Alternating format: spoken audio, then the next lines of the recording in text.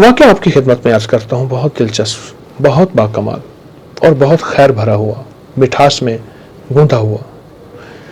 حضرت ابوبکر بن حسین، امام حسین کے بیٹے ابوبکر، ان کا ایک بڑا دلچسپ واقعہ ہے۔ ان کے مزاج میں تھا کہ جہاں وہ انسانوں کو پیاسا، بھوکا، تکلیف درد میں نہیں دیکھ سکتے تھے، وہاں ان کی طبیعتوں اور مزاج میں تھا وہ جانوروں کو بھی بہت خیال کرتے تھے اور جانوروں کا بھی بہت احساس کرتے تھے۔ وہ کیا کرتے تھے؟ بے زبان پرندوں اور جانوروں کو دانہ ڈالتے تھے، بے زبان جانوروں کو ان کی غذا دیتے تھے، کہیں گوشت ہے، کہیں گھاس ہے، کہیں دانہ ہے، ان کا خیال کرتے تھے۔ اور خاص طور پہ ان جانوروں کا جن کا کوئی وارث نہ ہو، یا ایسے جانور جو ہواؤں اور فضاؤں میں کھلے ہوں اور جن کا کوئی لاوارث ہو، بیمار ہو گئے ہوں، تکلیفوں میں ہوں، دکھوں میں ہوں۔ جانوروں کا بھی خیال ان حسنوں سے سیکھا، آل رسول سے سیکھا۔ حضرت ابوبکر بن حسین نے کیا کمال کر دیا۔ ایک دفعہ ایک واقعہ ہوا، آپ سو گئے، نیند آ گئی، اپنے خادم سے فرمایا میں سو رہا ہوں، سفر سے واپس آیا ہوں، جانوروں کو غذا ڈال دینا۔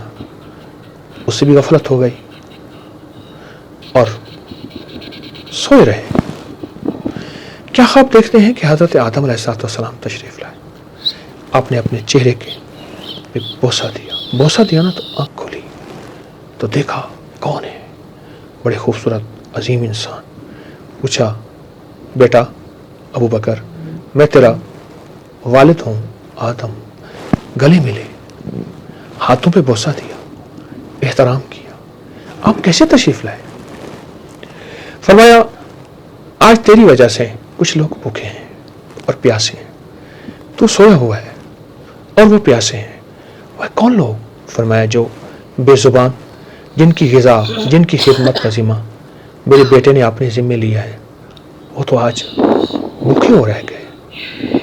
اور پھر عجیب بات فرمائی حضرت آدم علیہ السلام نے، فرمایا بیٹا جب ان کو غذا دیتے ہو نا اور ان کی خوراک دیتے ہو، ان کا خیال رکھتے ہو، وہ دل میں بہت دعائیں کرتے ہیں اور ان دعاؤں سے آفات ٹلتی ہیں، بلائیں ٹلتی ہیں، مصیبتیں ٹلتی ہیں اور حیرت انگیز زندگی میں تبدیلیاں آتی ہیں۔ لہٰذا ان کا خیال کرو اور ان کی آج کے بعد غذا اپنے ذمہ رکھو، اپنے خادم کے ذمہ نہ رکھو، کہیں پھر اس سے غفلت نہ ہو جائے۔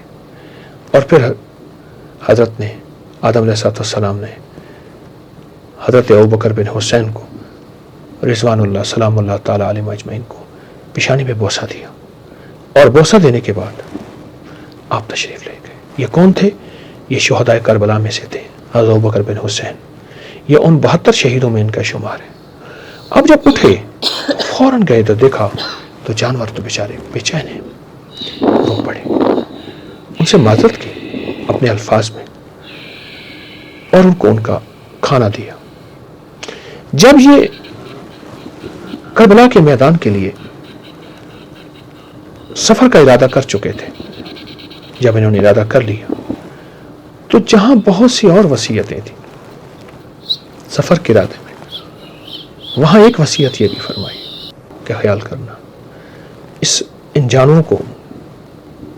اور ایک روایت میں یہ ہے کہ جانوروں کے ساتھ ساتھ بے زبانوں کا لفظ ہے، اور ایک روایت یہاں تک ہے کہ فرمایا کہ آپ نے سفر کیا اور سفر میں آئے، آپ سفر میں آئے، آپ بڑوں کے ہم سفر تھے، اپنے والد محترم کے ساتھ آئے، قدم قدم پہ والد کا احترام کرنے والے تھے، جہاں ان کو والد کی محبت کا احساس تھا، وہاں والد سے ہی اور اپنے دادا سے ہی یہ بات سیکھی تھی۔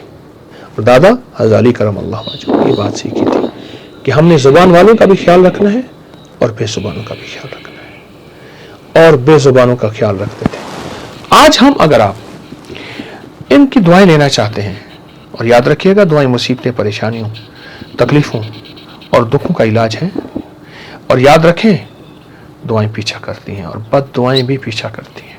اگر دعائیں لینا چاہتے ہیں تو جہاں وہ لوگ جن کی زبان ہے ان کا ساتھ لیں، جن کی زبان ہے ان کا درد بانٹے، ان کا دکھ بانٹے، وہاں وہ بھی جن کی زبان نہیں، بے زبان ہے، ان کا درد ان کا دکھ، ان کی تکلیف، ان کی مشکلات، ان کے مسائل میں سوچیں، ان کا ساتھ دیں اور ان کا احساس کریں. اگر دعائیں لینا چاہتے ہیں تو بے زبانوں کی دعاؤں میں گناہ نہیں ہوتا، بے زبانوں کے زبان پہ غیبت نہیں ہوتی، جھوٹ نہیں ہوتا. ان کی دعائیں کتنی پاکیزہ ہوں گی، ان کی دعاؤں میں کتنا احساس، درد، سوز ہوگا، ان کی دعاؤں میں کتنا غم ہوگا، ان کی دعاؤں میں کتنی کیفیت ہوگی. آپ سوچیں تو صحیح. ان کی دعاؤں میں کتنی حیرت انگیز زندگی، کتنی حیرت انگیز دنیا اور کتنا حیرت انگیز درد ہوگا، اور ہماری کتنی مصیبتیں، بلائیں، کتنی تکلیفیں، کتنی مسائل اور کتنی مشکلات ٹلیں گی. آپ سوچ نہیں سکتے، گمان نہیں کر سکتے. ضرور کریں اور لازم کریں.